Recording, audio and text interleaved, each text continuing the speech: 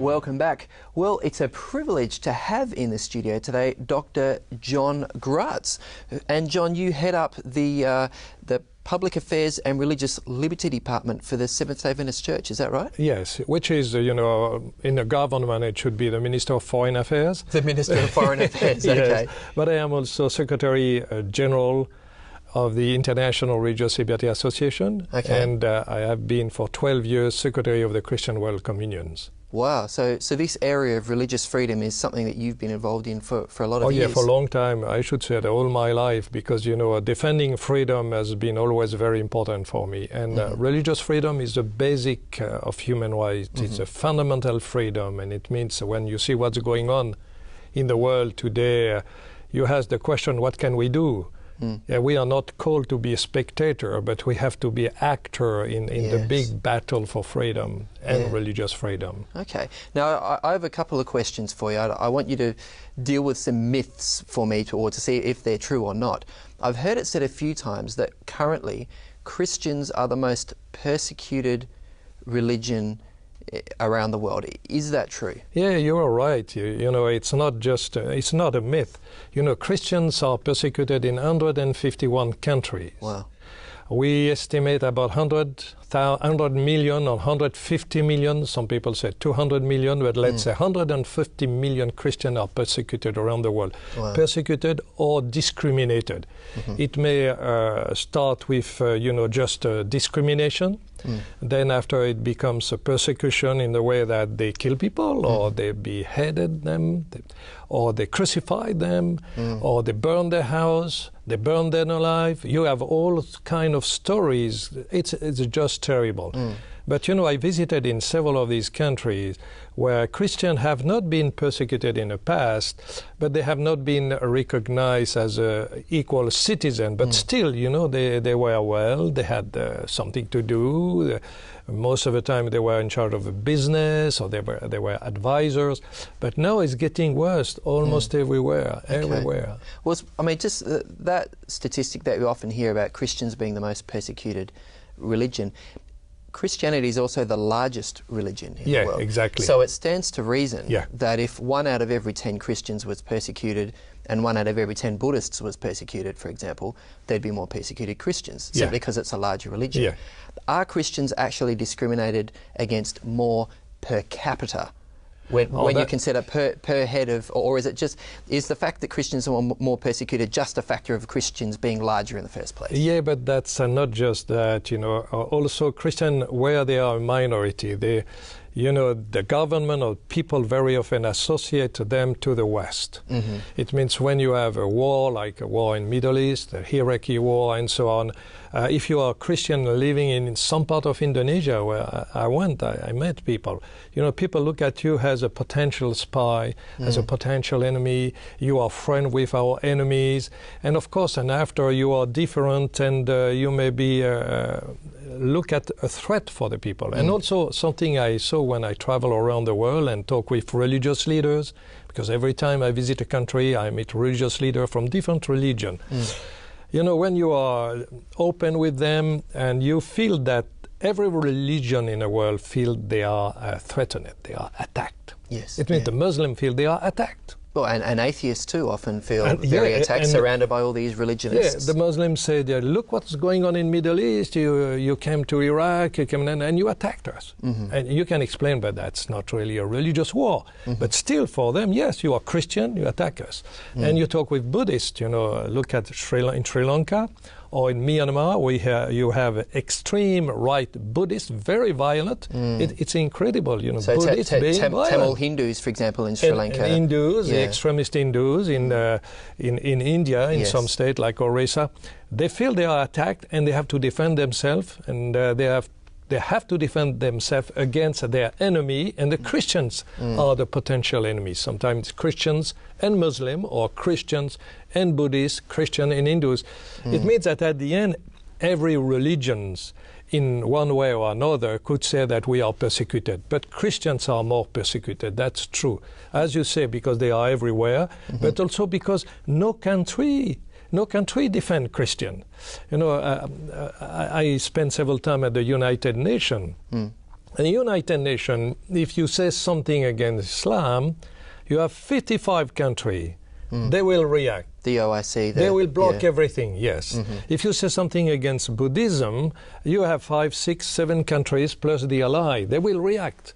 If you say something against the Christians who are accused of proselytism and so on and so on, no one would say anything. It means it plays also an important role. You know that in a country, if the Muslims are attacked, you will have to deal with several very rich and powerful countries. It's not the case with the Christian. Okay. And they feel in many places, they feel totally isolated. This is why I said, they should know that they are not alone. We pray for them, and it's so important to pray for them, to visit their government, to defend them in a right way, of course. And defending religious freedom, you defend them. Well, what is the right way? Because let's talk about that. Because I have to admit, John, that I haven't seen very many press releases coming out from the International Religious Liberty Association or Public Affairs and Religious Liberty making big public statements saying we condemn this or we support this.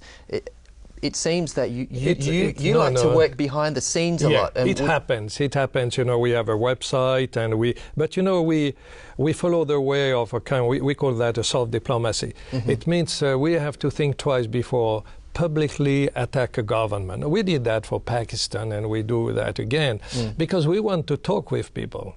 When you attack a government, there is no way to talk with them after. Publicly, and after, you don't represent a big power. They say, how many soldiers do you have? We don't have a bomb. It means we have to find a way where people can understand that we are not defending a country against another country. We just want to defend human rights and your dignity. What about the campaign during 2014 for the pastor who was in prison in Togo, Pray for Togo? That went public, and he was released. He was released. I mean, it's not your usual style, but is that something perhaps you'd consider doing in the future? But we have been criticized for that. Oh, really? You have to understand, we did that, and after we have been criticized because, also you have to set up the best strategy.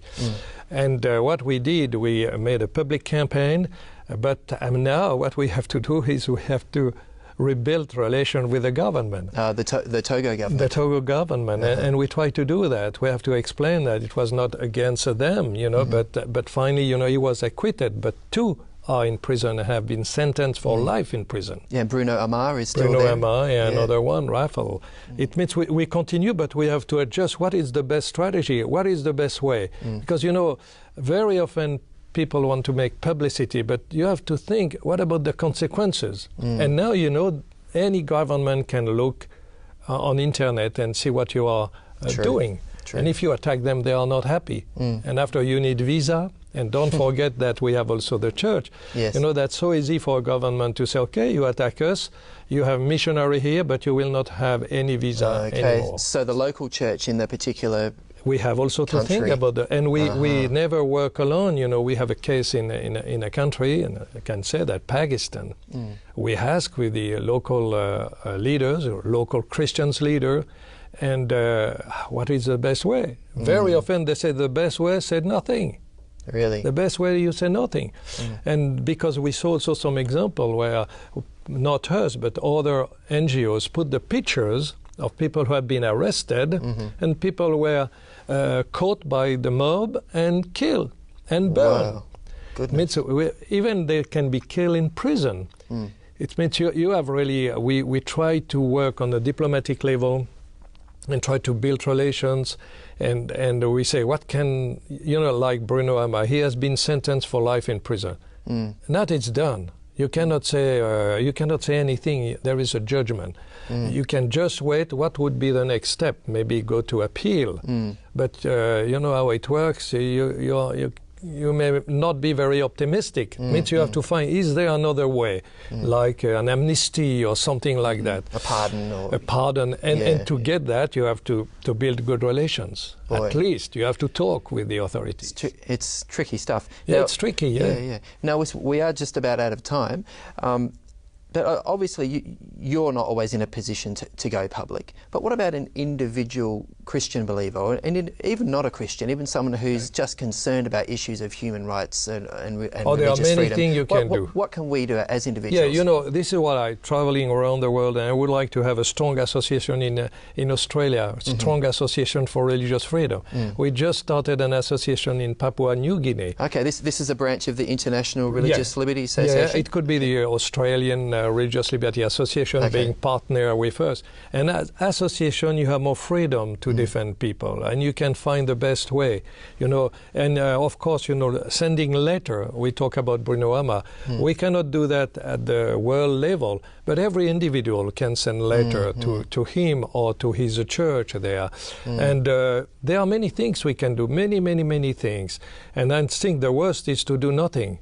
Yeah. And also, this is what we are doing, organizing big event. We put 45,000 people in a stadium. No other church, no other organization has never done that. Since 2006 until now, we put 260,000 people in several gatherings on the 5 continents. Wow. It means no organization has never done. It means you can do something. You can ask people to support the action of the association, or just, to defend religious freedom. What we did in Papua New Guinea, in Brazil, and where we are 30,000 people. Wow. We say we love religious freedom. We want to keep it. Thank you, our country, for religious freedom. Just to take an example, you are living in Australia. Yes. You have no problem. You have a school, beautiful hospital, churches, and so on. No one came and killed your pastor and so on. And you know that if it happens, the police will come protect you. Yes. But why? Ask the question why. What did you do for that? No, it's just blessed by it. It's just blessed. Do anything, it means when you receive a gift, you have to say thank you. And this is why, time to time, we should say thank you to our country, thank you to Australia for religious freedom, and send a strong message around the world. We love religious freedom. We want to keep it. Wow. Hey, thanks so much for those insights. Really appreciate it. And if you'd like to know more about the International Religious Liberty Association, you can check it out at their website, irla.org. Did I get that right? Yeah, exactly. Yeah. Thanks so much for your time, Dr. John Gratz. Thank you, Ken. Thank you very much. We'll see you after the break.